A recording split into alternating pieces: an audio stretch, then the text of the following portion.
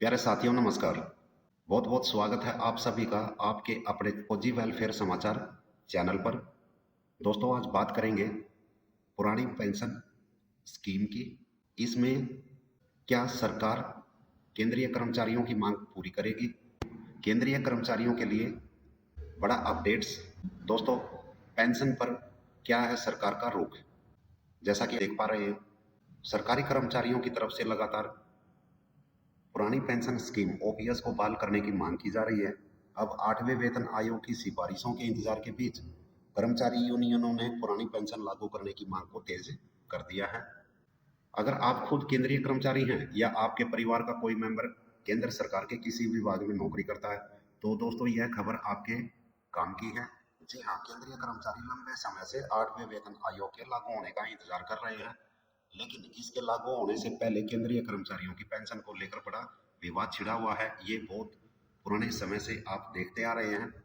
हमारे जितने भी कर्मचारी संगठन और यूनियन हैं वो बार बार हड़ताल करती है और अपनी मांगों को लेकर के सुप्रीम कोर्ट गए।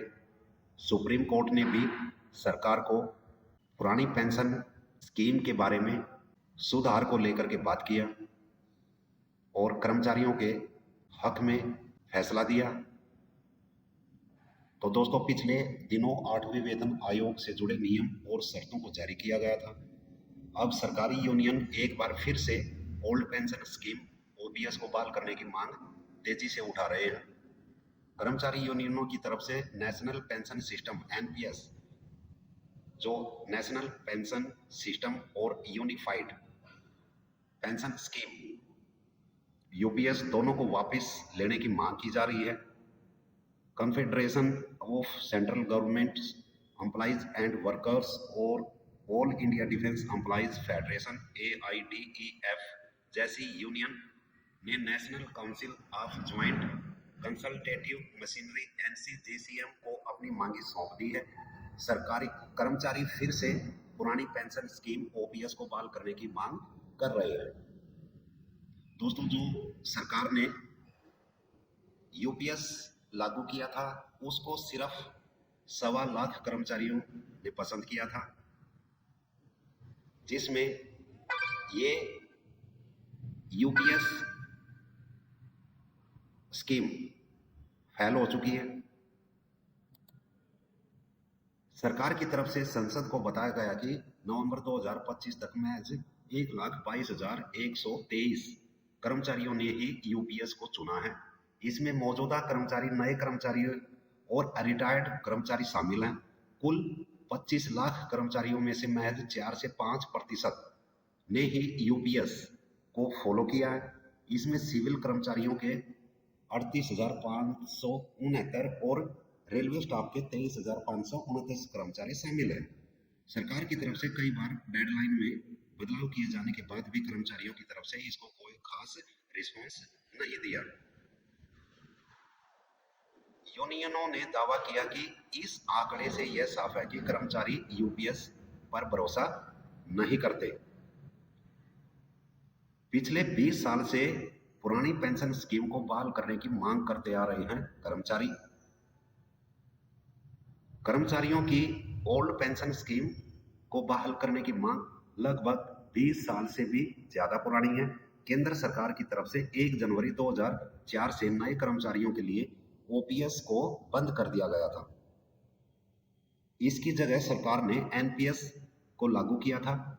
ओपीएस के तहत पेंशन वेतन से जुड़ी होती थी और यह डीए के साथ बढ़ती रहती थी, लेकिन एनपीएस में पेंशन बाजार के उतार चढ़ाव पर निर्भर करती है, जिससे कर्मचारी असुरक्षित महसूस करते हैं। यूनियनों की तरफ से 20 साल से भी ज्यादा समय से इस मामले को उठाया गया है और 8वें वेतन आयोग में इसे प्रमुख मुद्दा बनाया गया है। पुरानी पेंशन स्कीम बहाल करने का सरकार का मूड नहीं है, ये सरकार पहले भी कह चुकी है।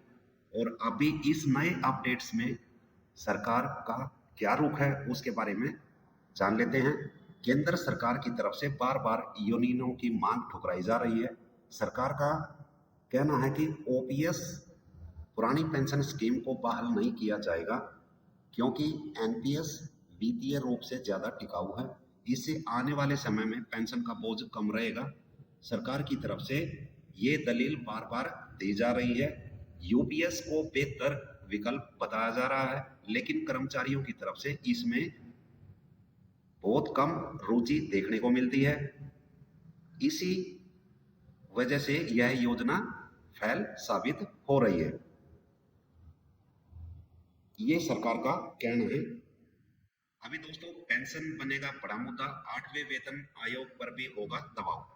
तो हमारे जितने भी सरकारी कर्मचारी संगठन है, यूनियन है, वो कोशिश कर रही है कि 8वें वेतन आयोग पर दबाव बनाया जाए, जिससे कि हमारी पुरानी पेंशन स्कीम के बारे में भी कुछ, नई पेंशन स्कीम की बहाली के बारे में कुछ रास्ता निकले।